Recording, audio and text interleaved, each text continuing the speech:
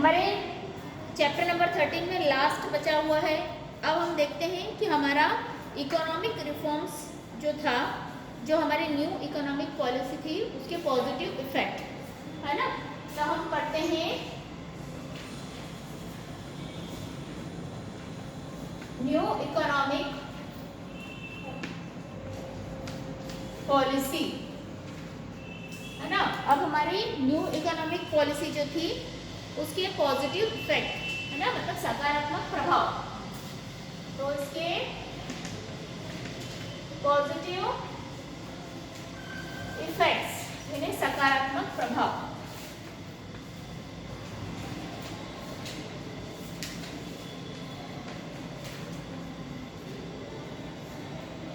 सकारात्मक प्रभाव में सबसे पहला पॉइंट, फर्स्ट पॉइंट क्या दे रखा है आपको। सबसे पहला पॉइंट है इम्प्रूवमेंट एंड फिस्कल डेफिसिट, यानी राजकोषीय घाटे में हमने सबसे पहले क्या किया, सुधार किया है ना।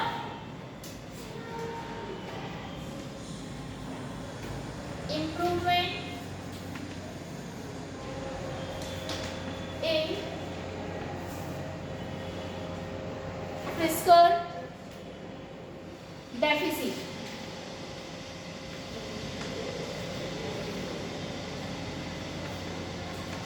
राजकोषीय घाटे में सुधार। मतलब हमने हमारा जो राजकोष था, मतलब हमारे यहाँ का जो बजट बनता है उसके आधार पर जो भी हमारे इसमें घाटे थे उनको सबसे पहले हमने क्या किया, इम्प्रूवमेंट करने की कोशिश की कि हमारे घाटे को हम कहाँ तक क्या कर सकते हैं, बैलेंस कर सकते हैं, जिससे हमारा घाटा कम हो और हमको प्रॉफिट हो।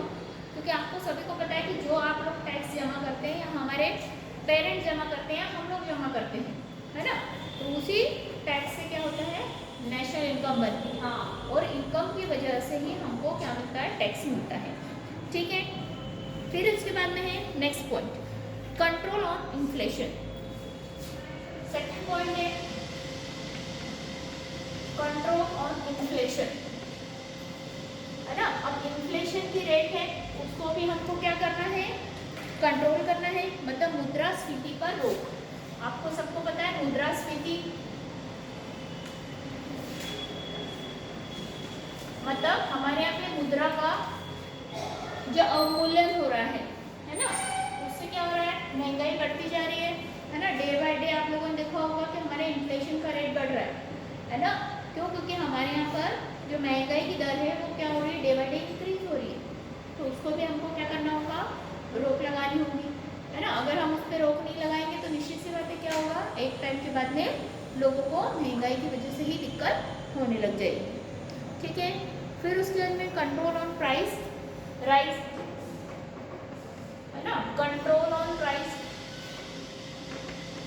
अब प्राइसेस पे, कीमतों पर पे क्या होना चाहिए, नियंत्रण होना चाहिए है ना।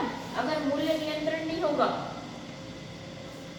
अगर मूल्य नियंत्रण नहीं होगा तो क्या होगा, निश्चित सी बात है लोग परेशान होंगे, होंगे कि नहीं होंगे है ना। अगर मार्केट में आपको किसी चीज़ के रेट फिक्स नहीं है, रोज जा रहे हो आप, रोज नया रेट, रोज जा रहे हो रोज नया रेट, तो क्या होगा, आपके पास में कुछ स्टेबिलिटी रहेगी क्या, नहीं, स्थिरता नहीं रहेगी। इसलिए मूल्यों पर नियंत्रण होना बहुत ज़रूरी है। जब मूल्यों पर नियंत्रण होगा तभी क्या होगी, गवर्नमेंट प्रोग्रेस कर पाएगी। ठीक है, फिर उसके बाद है नेक्स्ट है हमारा फॉरेन एक्सचेंज रिजर्व्स। नेक्स्ट है हमारा फॉरेन एक्सचेंज रिजर्व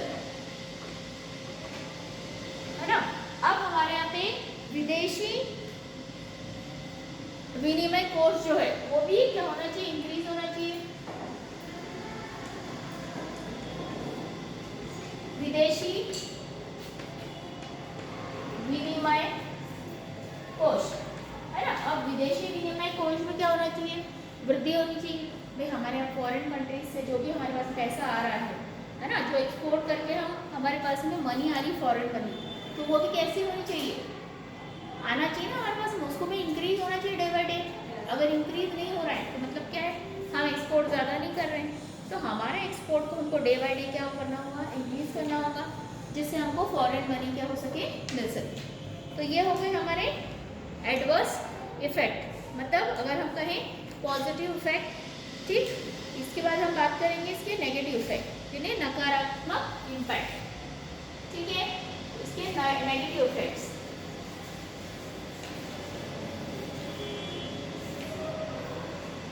फिर है नकारात्मक प्रभाव।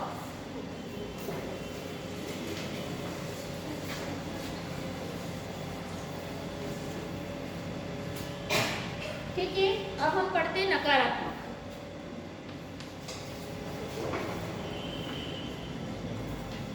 नेगेटिव इफेक्ट,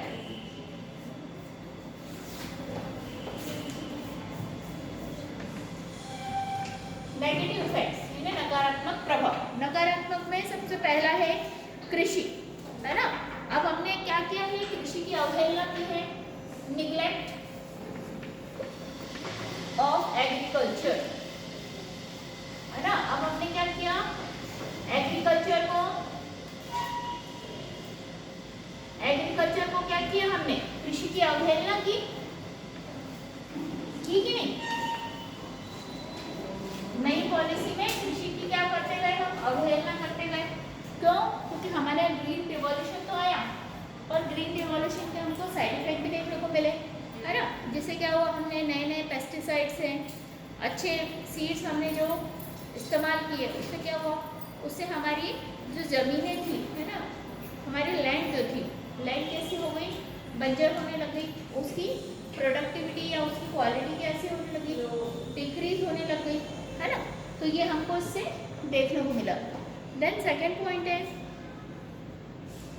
कंज्यूमराइजिंग, है ना, कंज्यूमराइजिंग,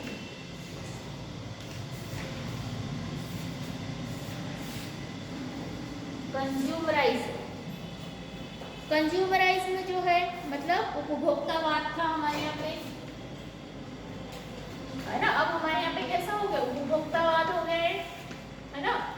अब हम क्या करते हैं, जो हमारे कस्टमर्स को पसंद होता है हम वही प्रोडक्शन करते हैं, ठीक है। बाकी अच्छी चीज़ों का प्रोडक्शन बंद हो गया है ना। आप लोगों ने देखा होगा आजकल हाइजीनिक फूड कोई नहीं खाता है, खाते हैं ना मार्केट में, है ना। पिज्ज़ा, बर्गर, पास्ता, है ना, यही मिलता है मार्केट में। हाइजीनिक फूड है क्या वो? फास्ट फूड हाइजीन होता है क्या? नहीं। बट अब कैसा हो गया है, अब टाइम कैसा हो गया है, कंज्यूमरिज्म हो गया है। मतलब कंज्यूमर की क्या डिमांड है, पिज्ज़ा, बर्गर, पास्ता, है ना। मार्केट में पोहा कोई नहीं खाता है ना। कोई खाता है क्या? बहुत कम लोग दिखेंगे, है ना। समोसे, कचौरी, ये सारी चीज़ें ज़्यादा मिलेंगी। मतलब मैदे का कंजम्पशन क्या हो गया है, बढ़ गया है ना, जो कि हमारे लिए अच्छा नहीं है, हाइजीन नहीं है। बट उपभोक्तावाद में हमको यही सब चीज़ें देखने को मिली कि उपभोक्ता को जो पसंद है वो चीज़ें बिक रही हैं। फिर है हमारा कल्चरल लॉस, सबको पता है कल्चरल लॉस भी हुआ हमारा, सांस्कृतिक हानि, है ना, या सांस्कृतिक ह्रास, है ना। अब हमारा सांस्कृतिक ह्रास हुआ है कि नहीं हुआ है? हमारी संस्कृति भी कैसी होती जा रही है, खत्म होती जा रही है इसी चक्कर में, है ना। सांस्कृतिक ह्रास हो रहा है इसमें हमारा। क्यों? क्योंकि समाज में क्या हो रहा है, भौतिकवाद ज़्यादा आ गया है ना। भौतिकता यानी लोगों में प्रेजेंटेबल तो ज़्यादा हो गए, प्रैक्टिकल हो गए, है ना। उसके साथ साथ लोगों को लगता है कि प्रैक्टिकल होना मतलब क्या है, मैनर्सलेस होना, है ना। एकदम से आंसर देना, कुछ भी जवाब देना, ये सब लोग करने लगे हैं। तो प्रैक्टिकल होने का मतलब ये नहीं होता है कि हम किसी से बहस करें या बदतमीजी करें, है ना। पर आजकल क्या हो गया, उसकी वजह से हमारी संस्कृति भी खत्म होती जा रही है ना। फिर उसके बाद में है हमारा economic disparity,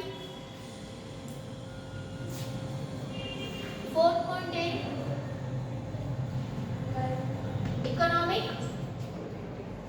disparity,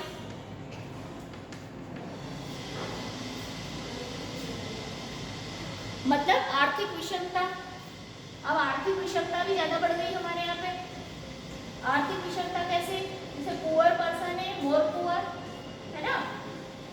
poor person become more poor and rich person become more rich, है ना। था, मतलब गरीब व्यक्ति जो है वो और ज़्यादा गरीब होता जा रहा है और अमीर व्यक्ति और ज़्यादा अमीर होता जा रहा है। ठीक है, तो ये हमारे यहाँ पर कौन से साइड इफेक्ट देखने को मिले। अब इसके बाद था द्वितीय पीढ़ी, है ना, मतलब सेकेंड जनरेशन। इकोनॉमिक रिफॉर्म्स की सेकेंड जनरेशन में कौन कौन से सुधार हुए। द्वितीय पीढ़ी के आर्थिक सुधार, ठीक है।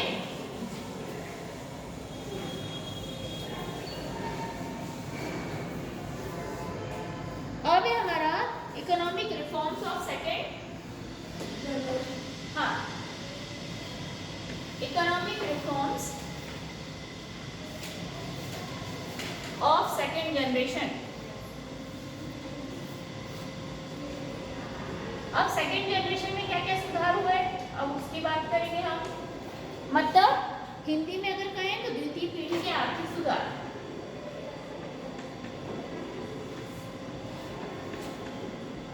द्वितीय पीढ़ी के आर्थिक सुधार। अब दूसरी पीढ़ी जब आई हमारे यहाँ पर, तब हमने कौन कौन से सुधार किए। इसमें सबसे पहला हमने कृषि में सुधार किया। एग्रीकल्चर बहुत जरूरी था, है ना। हमारे यहाँ पर जो कृषि की अवहेलना हो रही थी, है ना, तो हमको क्या करना था, एग्रीकल्चर प्रोडक्ट्स के लिए हमको क्या करना पड़ा, उसमें प्रोडक्शन अच्छा करना पड़ा, है ना, ताकि प्रोडक्शन अच्छा होगा, क्वालिटी गुड्स मिलेगा तो लोगों की सेहत अच्छी रहेगी, है ना।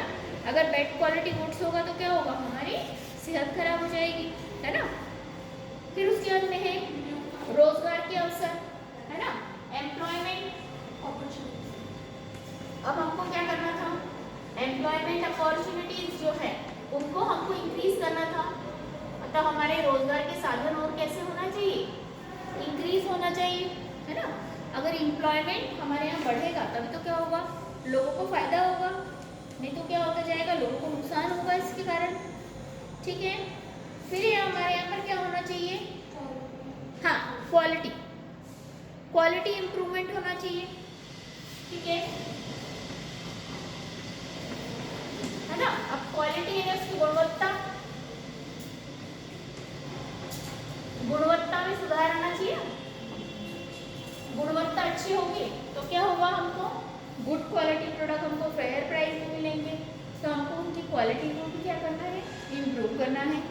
ठीक है, इसके बाद में हमारे यहाँ नेक्स्ट है हमारे यहाँ पर जो हमारा एजुकेशन है। ठीक है, एजुकेशन सिस्टम, है ना, एजुकेशन भी होना चाहिए ना, लोगों को शिक्षा मिलनी चाहिए। कितने सारे लोग ऐसे हैं जिनको गवर्नमेंट की स्कीम का पता ही नहीं चलता है कि गवर्नमेंट बहुत सारी स्कीम निकालती है हमारे लिए, है कि नहीं। तो बहुत सारी स्कीम्स हमको पता नहीं चलती है। इधर पीछे लड़कियों को मज़ा आता है क्या, पीछे बैठने में, आगे की बेंच सारी खाली पड़ी रहती, इधर पड़ी खाली। हाँ, ऐसा कुछ बोला है क्या कि सी वाले इधर नहीं बैठ सकते, बी वाले उधर नहीं बैठ सकते, ऐसा कुछ नहीं, इधर भी बैठ सकते हो। ठीक है, यहाँ तक समझ में आ गया। तो यहाँ पर हमारा ये चैप्टर खत्म हो गया है। अब हम चैप्टर स्टार्ट करते हैं न्यू, चैप्टर नंबर 14 पॉवर्टी। ठीक है।